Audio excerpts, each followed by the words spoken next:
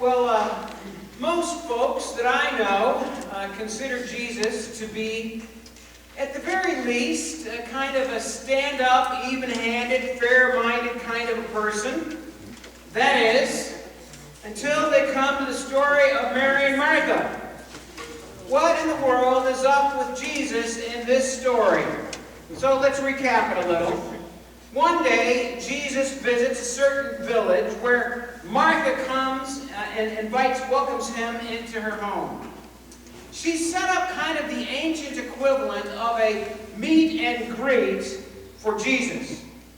Martha's house is just packed with all sorts of curious friends who've been hearing about Jesus for quite a while, but who've never been able to interact and to see and to meet, to hear Jesus and his wisdom for themselves. Now, as the convener of the party, Martha has quite a responsibility at hand. Ancient hospitality customs dictated that she make all of her guests feel completely at home, which includes providing them all with food and drink. Any of Martha's female relatives would have been expected to help her in the kitchen while the guests were reclining and enjoying conversation with Jesus. So Martha is scurrying around preparing cheese plates and gathering olives and figs and dates into bowls. She's making hummus. She's baking flat bread, and she's refilling cups with water and with wine. As she works, she quite rightfully expects her sister, Mary, to help. But here's the problem. Mary is quite content to sit at Jesus' feet and take in his wisdom. Now, to say that Martha is a little bit perturbed would be quite the understatement. After waiting expectantly for Mary's help, Martha is fuming inside. And so she just blows up in front of everyone at this dinner party, and she exclaims, "Lord, don't you care that my sister isn't helping me? Tell her to help me." Now, at this point, one might well expect Jesus to side with the hard-working Martha.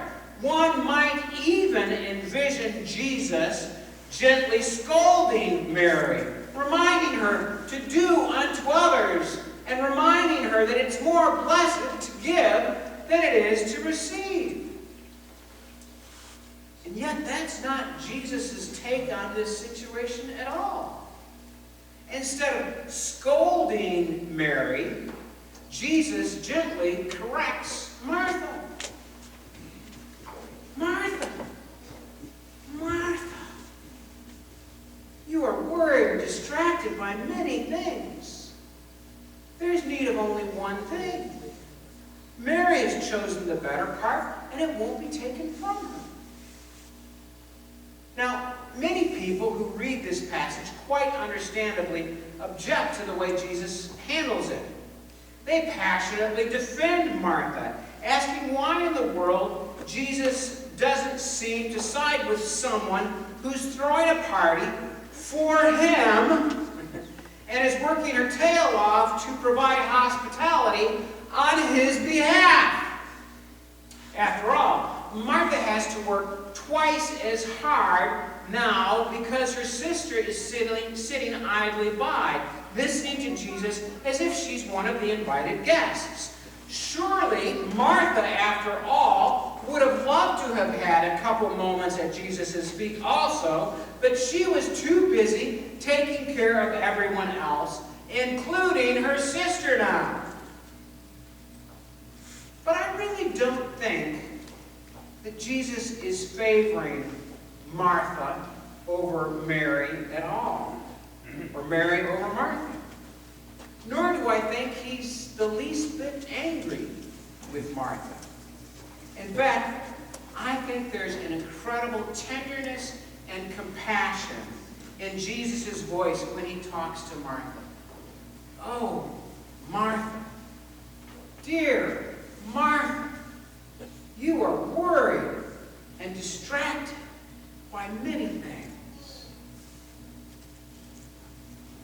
and distracted. That's what Jesus sees when he looks at Martha. The Greek word there for worry means to be anxious about something.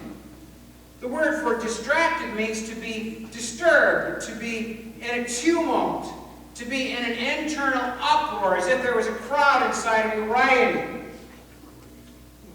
Worried, distracted, anxious, and disturbed. You wouldn't happen to know anyone who might possibly relate maybe just a little bit to Martha here, would you? I don't know about you, but I would be lying to you if I didn't admit that this coronavirus thing has me more than a little worried, anxious, and disturbed internally. I don't care whether you think that the media is overhyping this pandemic or whether you think they are just doing their jobs the way they ought to do, but either way, this is a scary situation. This thing is like fear on steroids, isn't it? I got an email Thursday from some well-meaning public health official with the following all-capital headline. It read like this. It said, "It's everywhere!" Dear God. Now, I know that they were just trying to get my attention, but I kid you not, I think I threw up a little bit inside when I read that headline. Because that is exactly what I have been feeling all week long. It's everywhere. Certainly everywhere in the media. You can't turn on the news without it dominating the headlines. It's on the morning talk shows. It's on Facebook. It's in the papers. It, along with the corresponding stock market woes, is all our politicians are talking about. It's all your neighbors are talking about. It's all you talk about when you go and do a business transaction, isn't it? It's everywhere. And it feels like, I know it's not, but it feels like it's everywhere around us also. It feels like every surface and every object in the world that we come into contact with could give it to you. It feels like your most intimate family members could give it to you. And perhaps even more frightening, it feels like you could give it to them. And it can be fatal, especially if you're old and have ongoing health issues. So for goodness sake, wash your hands, lather up with the hand sanitizer, keep your distance, and don't even think about touching your face, as if you might be a little bit nervous and might want to itch something. And so yeah, we're worried and we're distracted. We're anxious and we're running around like chickens with our heads cut off. We're getting busy and we're trying to grab hold of anything that we think might possibly bring us any security, any sense of normalcy, any sense of safety. And so much of our behavior right now makes no sense whatsoever. People, for instance, you've heard this, are hoarding toilet paper. Now, what in the world is that about, right? A virus is coming, quick, let's run to Costco and get as much Charmin as we possibly can. In what world is that going to help us? It's not rational, is it? We're not in our rational part of our brains, right? We're well beyond rational. I was getting my hair cut this week, and my stylist told me, this is how rumors get started, that one of her clients said that the coronavirus is in Johnston. Dear Lord, it's in Johnston County, on the other end of Iowa. To the best of my knowledge, there isn't at this time one reported case of COVID-19 in Polk County. Now, I am not saying that this isn't going to get worse.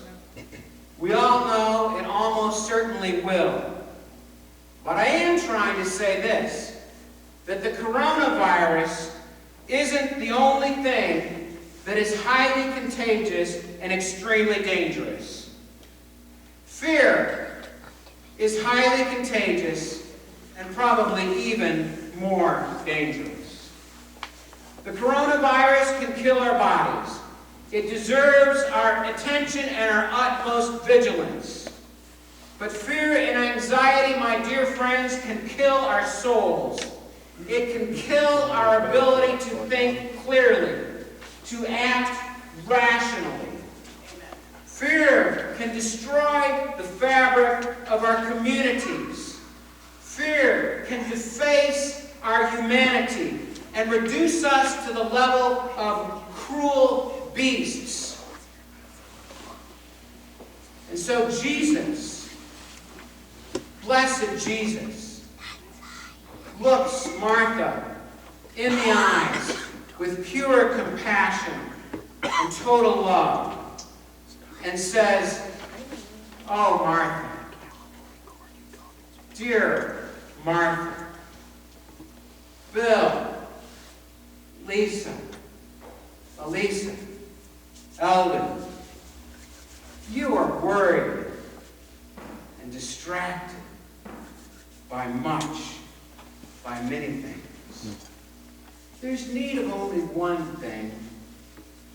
Mary has chosen the better part, and it won't be taken away from her. There is need of only one thing." The Greek is quite emphatic. Eugene Peterson's Message translation captures the sense of the Greek well. One thing only is essential, and Mary has chosen it. One thing only is essential, friends, and that is to sit at Jesus' feet and to listen to his words. The greater the crisis, the bigger the emergency, the more fear is running through our brains like a runaway train, the more adrenaline is pumping through our bloodstream, the more essential, the more important, the more critical it is for us to stop, to breathe, and to pray, listening to the voice of Christ. One thing only is essential. Mary has chosen the better part, which won't be taken away from her. Slowing down, praying, listening to the Word of God, reading Scripture, says Jesus, is the better part. The Greek literally means the good portion. You see, Martha is all worried and all distracted, preparing all of these dishes for her guests. And so Jesus reminds her in language that she can't miss that the best dish of all, the most important dish to prepare, is fellowship, is time with Him. And so we've been singing during this series, take time to be holy. Speak oft with thy Lord. Abide in Him always, and feed on His word. Take time to be holy. Be calm in thy soul. Each thought and each motive beneath His control. Thus, led by His Spirit to fountains of love, thou soon shalt be fitted for service above.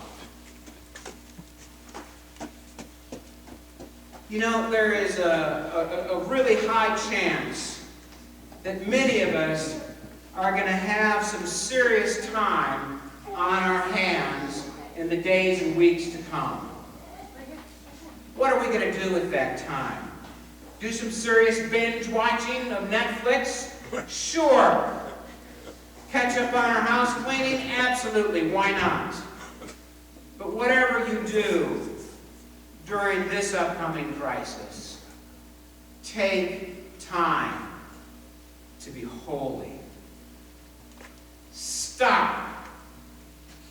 Try turning off the news in the evening. There's nothing that can't wait until the morning. Breathe deeply. Do Jennifer's free yoga thing. I think that's an awesome idea. Tune in to the voice of Jesus. Hear his calming tones. Hear his clarifying words and wisdom. Spend daily time out, as we've been talking about in this series, in your prayer chair at home.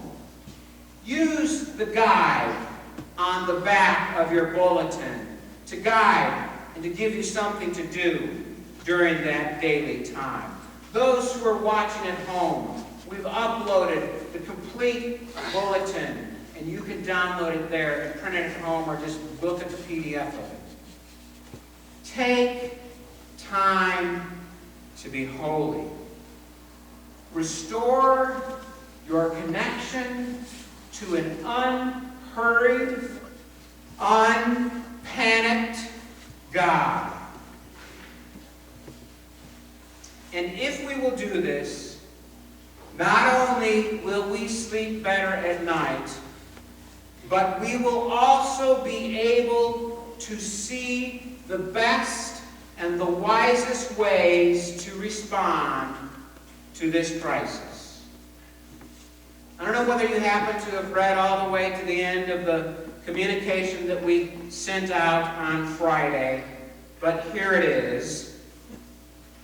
You may recall that the Chinese symbol for crisis is a combination of two words, danger and opportunity. We are all too aware of the danger around us right now. But let us also be ever faithful in prayer as we seek out the opportunities in this crisis. Opportunities to minister to one another. Opportunities to minister to our surrounding community in creative, powerful, wise, and courageous ways. It is certainly true that this coronavirus crisis could do serious damage to St. Paul Presbyterian Church and to the larger community. Please send in your pledges. Please wash your hands. Please be smart. We've seen this virus's terrible potential in the rest of the world. But this virus also has an even greater potential for us to bear witness to the grace and to the mercy and to the courageous love of Jesus Christ as we love and support those within the church community and those within the larger community surrounding us. God can, and I believe that God will bring good out of this bad. So stop. Breathe. Listen. Connect to the unhurried God. Connect to the unpanicked God. And love your neighbor, even as you love yourself. And so now we come to our time of prayer. If you've raised children or if you are raising children, Or even if you haven't or aren't, you've heard of a timeout. We give a timeout when a break is needed, don't we? Perhaps we need to think about the consequences of an action, or we just need a break from the intensity, from the heat of the moment. Perhaps we're spiraling emotionally, and we just need some perspective. Perhaps we just need to get quiet so that we can change the course of action. In this series, we are giving ourselves a timeout, and we are sending ourselves to the prayer chair.